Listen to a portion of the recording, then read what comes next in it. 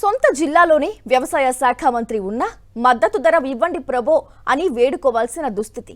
రైతుని రాజు చేస్తామన్న కూటమి నేతలు ఇప్పుడు ముఖం చాటేయడంతో పండించిన మొక్కజొన్న కోసం ఎవరిని అడగాలో అర్థం కాని అయోమయ పరిస్థితి. పుస్తెలు తాకట్టు పెట్టి పంటను కాపాడుకుంటే మద్దతు ధర లేదని వాపోతున్నారు. కూటమి సర్కార్ స్పందించకపోతే ఆత్మహత్యలే శరణ్యమంటున్నారు అన్నదాతలు. శ్రీకాకుళం జిల్లాలో వరి తర్వాత మెట్ట ప్రాంతాల్లో విస్తారంగా మొక్కజొన్న సాగు చేస్తుంటారు. గతంలో లాభాలు తెచ్చిన పంట ఇప్పుడు నష్టాలను మిగులుస్తోంది. క్వింటాకు 2400 పలికిన మొక్కజొన్న ఇప్పుడు 1600 రూపాయలకు పడిపోయింది. ప్రభుత్వం మద్దతు ధర ప్రకటించకపోవడం, కొనుగోలు కేంద్రాలు ఏర్పాటు చేయకపోవడం పరిస్థితిని మరింత దిగజార్చింది. దీంతో రైతులను దళారీలు నిలువు దోపిడీ చేస్తున్నారు.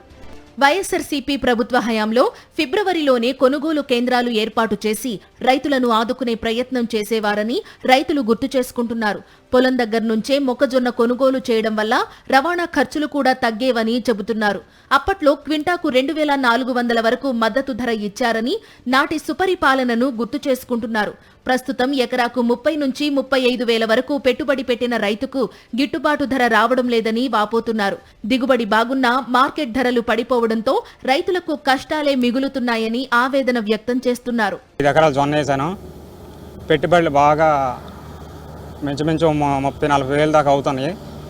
ఎకరాకి 30 క్వింటాలు దిగుబడి వస్తుంది.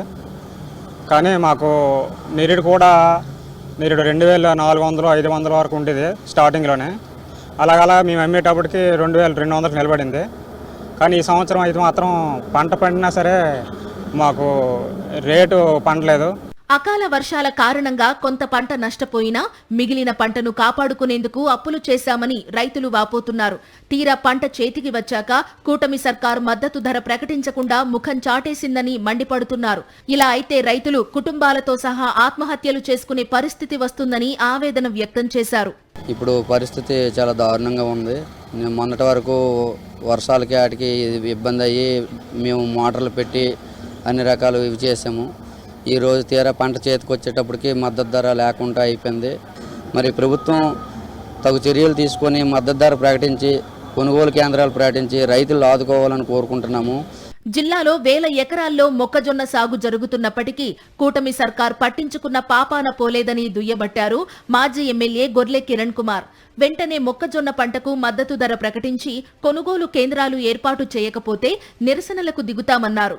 వ్యవసాయ శాఖ మంత్రిగా, స్థానిక జిల్లా మంత్రిగా ఇక్కడ ఎక్కువగా ఈ జిల్లాలో జొన్న పంట ఎక్కువ ఆధారం మీద బతుకుతున్న రైతులు కాబట్టి దీని గురించి పట్టించుకున్నప్పుడు తప్పనిసరిగా జొన్న రైతులందరం కూడా జొన్నల గురించి జొన్న రైతులతో కలిపి మేము కూడా రోడ్డెక్కి ఆఫీసులు ముట్టడించే కార్యక్రమం కూడా జరుగుతుందని కూడా తెలియపరుస్తూ ఉన్నాం. 6 గాలం కష్టపడి పండించిన పంటపైన రైతులపైన కూటమి సర్కార్ కనికరం చూపించాలని రైతులు విజ్ఞప్తి చేస్తున్నారు. మద్దతు ధర లేకపోతే అప్పుల ఊబిలో కూరుకుపోయే పరిస్థితి ఉందని ఆవేదన వ్యక్తం చేస్తున్నారు.